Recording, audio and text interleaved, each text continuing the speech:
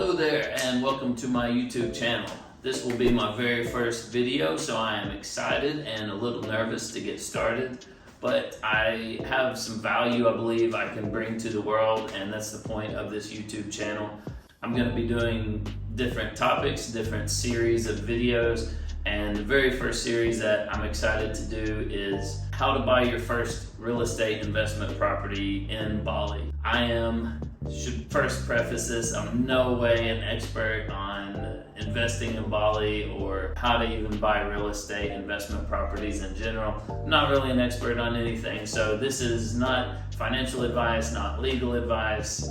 This isn't even advice, entertainment purposes only. So I am a real estate investor and I've been investing in the US for the past 9 years. I have recently decided to move some of my equity out of the US market into the Bali market, because here in Bali, the numbers are much better than what you can currently get in the US. It's been a huge learning curve. I figured I would share with everyone out there common questions, I guess, that my friends have been asking me about as far as investing, numbers, how do you invest in Bali? Is it complicated? Is it simple? Etc. It is a little complicated, and that's why I figured I'd make this video, because I'm constantly on the phone with other investors. I run a mastermind called My Tribe Mastermind, best mastermind in the world.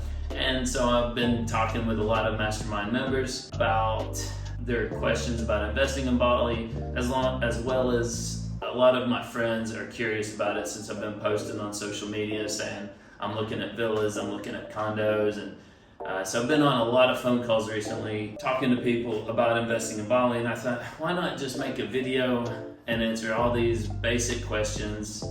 Because again, I'm not an expert, but I have been intensely learning for the last month and a half since I arrived here in Uluwatu, Bali. I've been networking with other investors, I've been meeting with real estate agents, and I've been looking at properties, meeting with developers, meeting with property managers, and everything else. I still have a lot to learn, I am sure of that. However, I have learned a decent little bit, enough at least for myself to feel confident to start investing.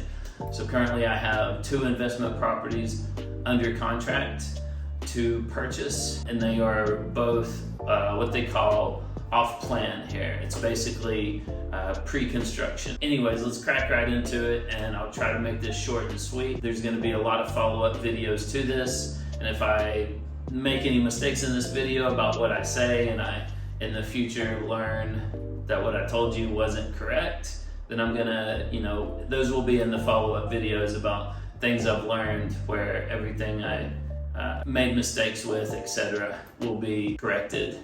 So stay tuned for future videos. First thing you need to know about investing in Bali, which this is the biggest learning curve or obstacle to wrap your mind around, is that you can't actually buy property here. Well, you can, but it's a little complicated. 2 ways to buy property here. One is to purchase something freehold, is how they call it in Bali. Freehold means you own it forever. That is what in the US and pretty much everywhere else in the world we call buying a property, right? Freehold in Indonesia, it's not supposed to be available to anybody besides Indonesians. You have to either be an Indonesian citizen, or there is a way around it, similar to in Thailand, which I've also been looking into recently. You can do a business, I forget what it's called, like a BTA or a BMBTA or something like that. So basically you start a Indonesian business, and then the Indonesian business can own property freehold. That's one way of doing it. And then the other way of doing it is leasehold. And this is actually what I'm doing right now, which is where you lease the land for 25, 30 years are the most common that I've seen, sometimes 35 years. And I'm still learning with this. Why don't people do 70 years or 100 years or whatever? But I think I'm slowly wrapping my mind around it. That'll be in a follow-up video though. So the short of it is most of the property here in the Uluwatu Bingin area, which is the best area, is this area because it's booming right now. It's completely growing as far as migration and tourism, and it has been for a couple years. So it is on its way up, going from like a little nothing area to the most popular area in Bali. Still more popular in Ubud and Canggu, but Uluwatu is on the come up and extremely fast. And there's not enough housing in terms of short-term rentals. And that's what I'm purchasing, that's what everybody's purchasing, that's what everybody's building is short-term rental properties, because there's almost no hotels here compared to other touristy places in the world. There's very few hotels, and so everybody that comes here is renting on Airbnb or Booking.com on short-term rental properties. That's what I've decided to invest in, and I think it's the right decision. So going back to the leasehold, typically what you have with Indonesian owners that own property freehold, so they own it forever, right?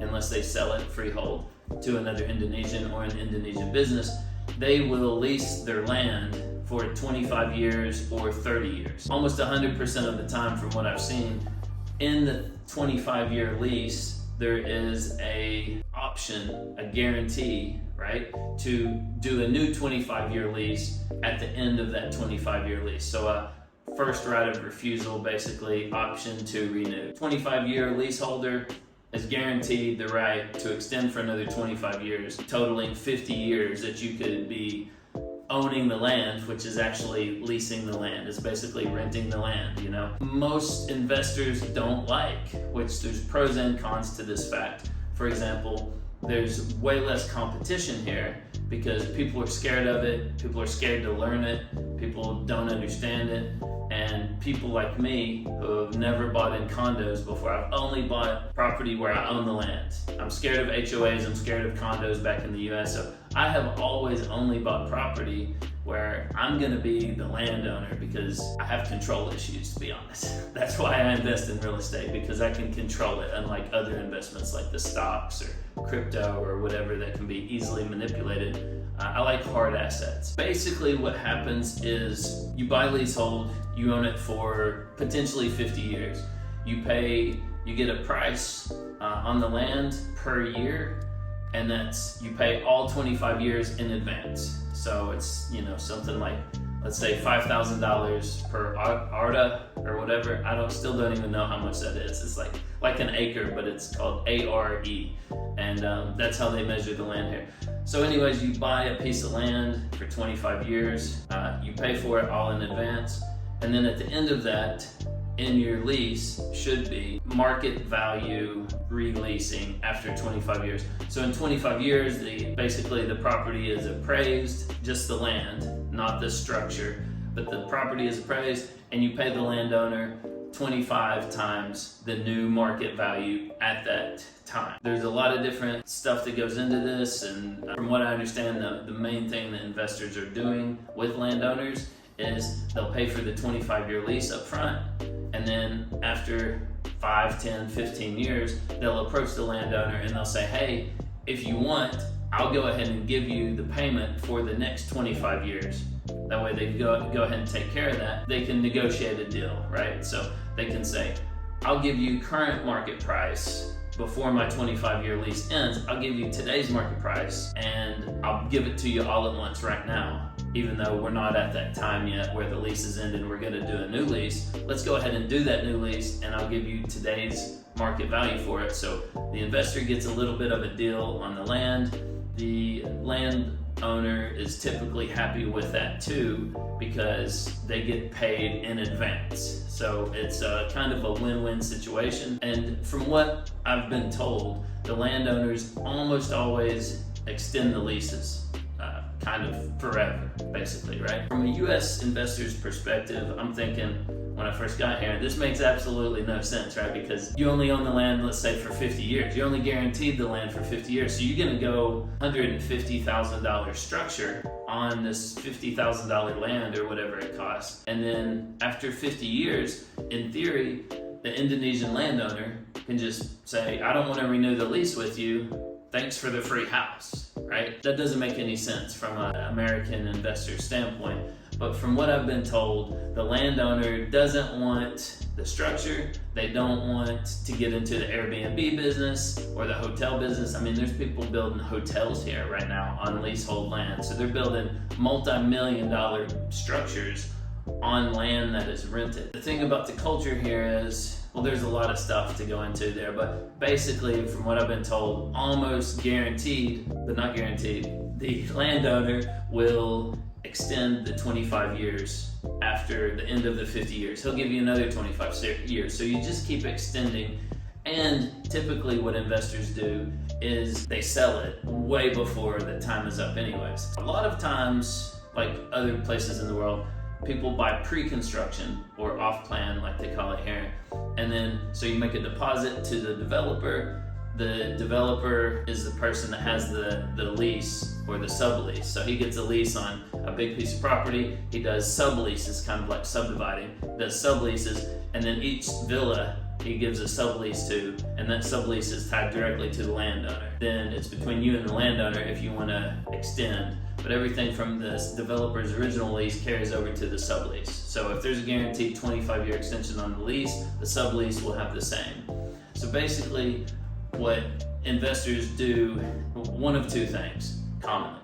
You buy pre-construction, and then in, let's say, 6 to 18 months, the property's finished. So I go to a developer that's established, has a reputation, has been around for years, obviously. I've heard a lot of stories of people getting ripped off by crappy developers, etc. Somebody goes to a developer, they pay a deposit, like 10%. So let's say the villa costs $200,000, you pay 10% at signing, another month or two, you pay 40%, and then another 3 months, you pay another 20%, and then the completion, you pay the final 30% or whatever. It's all negotiable, and all developers have different payment schedules. But typically, at least in the last 10, 15 years, appreciation here has been extremely good. So a lot of investors are buying off plan, and then as soon as the thing's complete, they're gonna make 20% profit. So the developer gives a discount from market value if you're making payments a year in advance. So you buy a $200,000 property, let's say the price is $200,000 with the developer, you give them this payment schedule, but if this villa was completed today, the developer would be charging $220, $230, right? So it's a 10% discount because you're making payments and you're pre-buying the thing so that the developer can continue doing all of his projects he has. At the end of the 12 months, your villa is likely going to be worth, let's say, $240, $250. I would say about half the investors I've spoken to, they're selling upon completion. So they're making these payments, they're pre-buying for $200, and then in 12 months, they're selling it for a $40,000 profit, which you do have to pay taxes on, and I'll get into the taxes in a different video, I think. But for now, it's a small chunk is the tax payment. So you do get hit on that, kind of like a capital gain. But in the way it works is you just do a sublease. So when you sell it, you're just doing a new lease with a new buyer. You go through a notary and everything's above board and documented. And so now the new buyer has a sublease that ties directly into the original lease with the landowner. So they can now talk to the landowner and at the 25-year mark, renew with the landowner if they decide to or not. The second most common thing, I'd say about half the investors here are doing this, is buy and hold, right? So they buy from a developer off plan because they get the little discounts. It's kind of like built-in extra equity. Then upon completion, they keep it as a short-term rental. And they keep it typically for 3 to 5 years. And after 3 to 5 years, typical returns here immediately as soon as it's finished, which they all come furnished from what I've seen. So that's part of the package deal, the $200,000 price with the developer and the payments. When it's 100% finished, you'll have a furniture package that goes in there. Some allow you to do your own furniture, and some just put it in there into the price. So there's different ways to do that, but the point is, at the end, it's a turnkey Airbnb property that just is ready to go, and typical returns are between 12 and 18%, let's say. and that's from day one on Airbnb. So immediately you're getting a pretty fat return, especially compared to investing anywhere else in the world. And this economy is pretty safe here from what I understand. It's a pretty strong market. The tourism is only growing and has been consistently for decades. And this specific area that I'm investing in is growing rapidly as well. You immediately get 15% cash on cash return on your $200,000 investment. So you start getting that. The other half of investors do is they hold it for 3 to 5 years. You know, let's say they make their money back in 6 years, or maybe they make close to all their money back in 4 or 5 years. And then it's appreciated, so it's went up, you know, $50,000 to $100,000 in profit. And then they go ahead and they sell it in 3 to 5 years with a 21-year leasehold sublease remaining with 25-year extension guaranteed. Anyways, that's the gist of it, and I just scratched the surface, but that's basically the fundamentals. Like I said, I've got 2 properties under contract right now. One is a condo, actually, and a 5-story development that I think is going to be amazing here near Bing Beach. And then the other one is a villa that I'm buying. They're both off plan. The villa that I'm buying is near Nyang Yang Beach, which is like a little off from the center of everything, but it's like maybe 5 or 10 minutes from Bing Beach and Dreamland Beach, which are the most popular beaches here. Both of those are going to be great investments, I believe. I've done enough homework, I think, to at least go ahead and do this. I'm also planning to buy some property and do some developing myself. Hopefully get that going in the next few months. That's my goal, next 2 to 4 months. Have a piece of property that I purchase leasehold with some good terms, and then build a few villas, maybe sell 2 and hang on to 2, or maybe sell all of them. I'm not sure at this point, but I am spending a lot of time with investors and developers to learn that game. Anyhow, I think I've said enough in this video. I think it's a good start to my channel. I will keep you posted on the next video. I think the next video I'm gonna do in-depth discussion of the numbers, the projections of numbers, the payment schedule, and everything as far as the 2 properties that I've currently got under contract. I guess you don't really say that here, but it's I've done an LOI on, and I've made the initial payments to get everything set up for signing. I'll be signing on both of those in the next couple of weeks. So I'm, again, learning rapidly, and I just want to share this with the world and just be able to give this video to my friends and other investors that I know. I'll wrap with that. Thank you so much for your time, and thanks for watching your video. If you got value from this, please subscribe to my channel and click the like button. Peace.